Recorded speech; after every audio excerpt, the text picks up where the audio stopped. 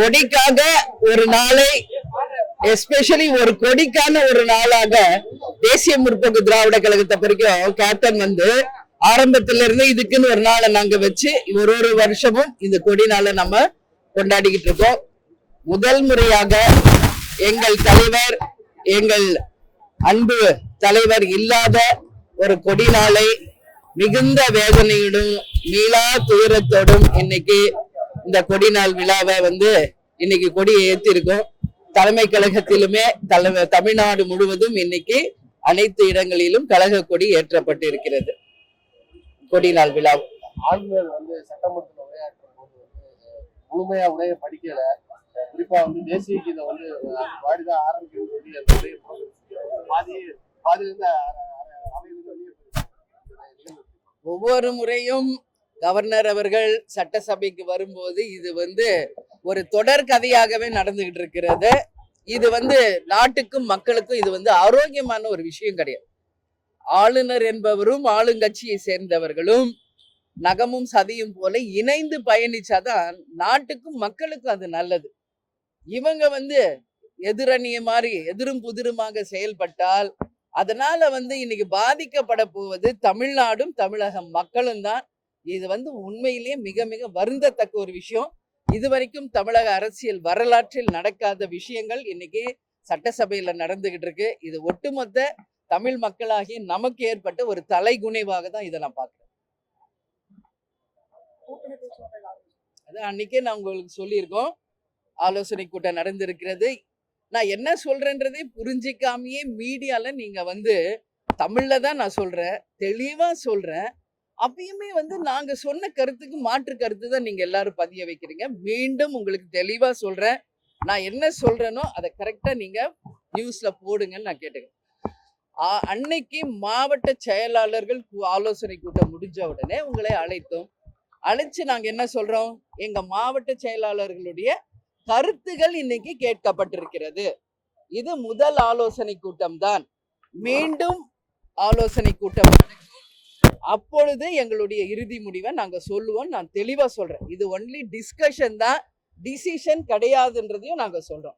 அப்ப மாவட்ட செயலாளர் கருத்து என்னன்னு நீங்க கேக்குறீங்க. அப்ப நாங்க என்ன சொல்றோம், எல்லா இடத்துலயுமே இன்னைக்கு நம்ம வந்து 40 தொகுதியிலும் தனிச்சு போட்டிடலாம் என்றது நம் மாவட்ட செயலாளர்கள் கருத்தாக இருந்தது. இன்னொரு கருத்தாக இருக்கின்றது, பார்லிமெண்ட்டுக்கு 4 வழிதான். ஒன்று அதிமுக கூட்டணி, இன்னொன்னு திமுக கூட்டணி, ஒன்னு பாஜக கூட்டணி, இல்ல தனிச்சு களம் காணும். இது 4 தான். அப்ப தனித்துன்றது பெரும்பான்மையானவர்கள் சொன்னாங்க.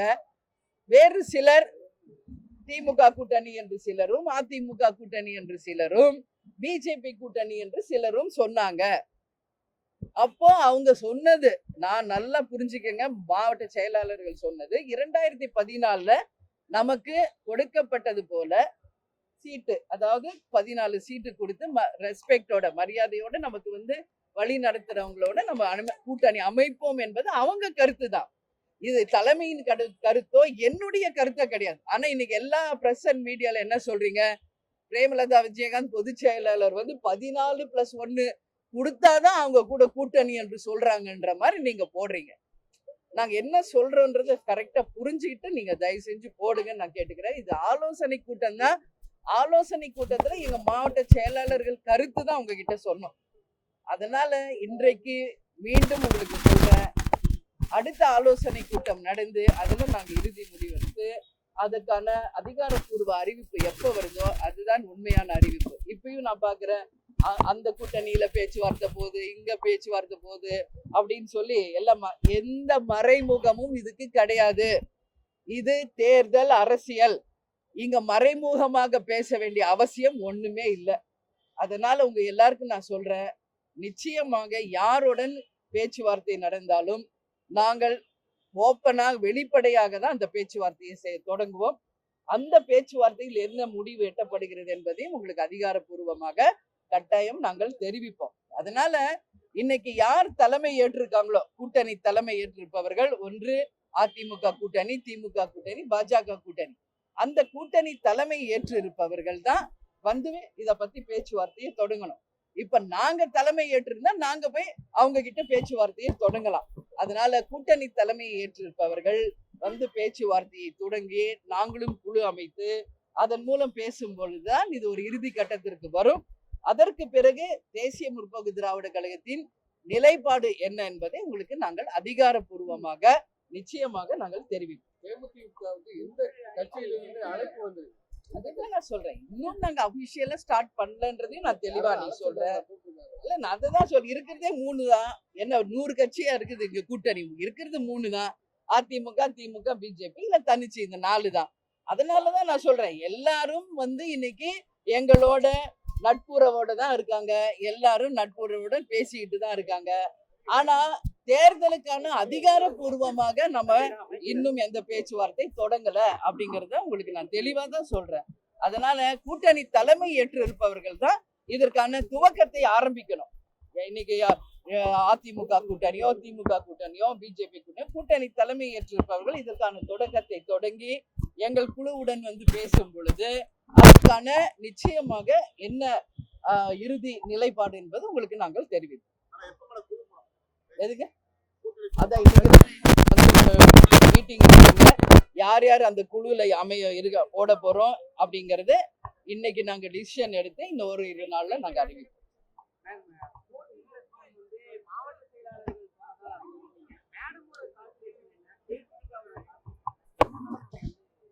எங்களை பொறுத்த வரைக்கும் இது முதல் ஆலோசனை கூட்டம் தான். நான் தெளிவாக சொல்லியிருக்கேன். என்னுடைய இறுதி டிசிஷன் என்னன்றது அடுத்த ஒரு ஆலோசனை கூட்டம் போட்டு கூட்டணி தலைமை ஏற்று இருப்பவர்கள் எங்களுடன் நான் வந்து பேசும்போது எங்கள் குழுவும் அவங்களோட போய் பேசும்போதுதான் அந்த இறுதி நிலைப்பாடு என்ன என்பதை உங்களுக்கு சொல்ல முடியும். நாங்க வந்து எல்லாருக்கும் வந்து அன்னைக்கு ஓப்பனா எங்களுக்குள்ள டிஸ்கஷன் தான் அன்னைக்கு உங்ககிட்ட சொன்னேன். அவர்களுடைய கருத்து என்னவோ அதுதான் உங்ககிட்ட நாங்க சொல்லியிருக்கோம். எனவே இறுதி நிலைப்பாடை உங்களுக்கு நிச்சயமாக வெகு விரைவில் அறிவிப்போம். இன்னைக்கு நீங்க எல்லாம் தமிழ்நாட்டை பொறுத்த வரைக்கும் நீங்க அனைத்து கட்சியிலுமே வந்து ராஜ்யசபா இருக்காங்க, எம்பி இருக்காங்க. அப்போ தேமுதிக வந்து கேட்கறதுல என்ன தவறுன்றத என்னுடைய கேள்வி. இன்னைக்கு எந்த கட்சியில ராஜ்யசபா இல்ல, எந்த கட்சியில எம்பி இல்ல, ஏன் தேமுதிக அப்படி மட்டும் கேள்வி கேட்கிறீங்க? ராஜ்யசபா என்பதும் அரசியலில் ஒரு பிரிவு தான். அதனால அதை கேட்கின்ற எல்லா உரிமையும் தேசிய முற்போக்கு திராவிட கழகத்துக்கு இருக்கிறது. எப்படி மற்ற கட்சிகள் எல்லாம் ராஜ்யசபாவோட எம்பி சீட்டுன்னு பேசுறாங்களோ அந்த உரிமை தேமுதிகவுக்கும் இருக்கிறது என்பதான் நாங்க சொல்றோம். சரிங்களா? பாதகம் செய்பவரை கண்டால் நாம் பயங்கொள்ளலாகாது பாப்பா, மோதி மிதித்து விடு பாப்பா, அவர் முகத்தில் உமிழ்ந்து விடு பாப்பா. அண்மை செய்திகளை உடனுக்குடன் தெரிந்து கொள்ள இணைந்திருங்கள் இயம்நாடு தொலைக்காட்சியுடன்.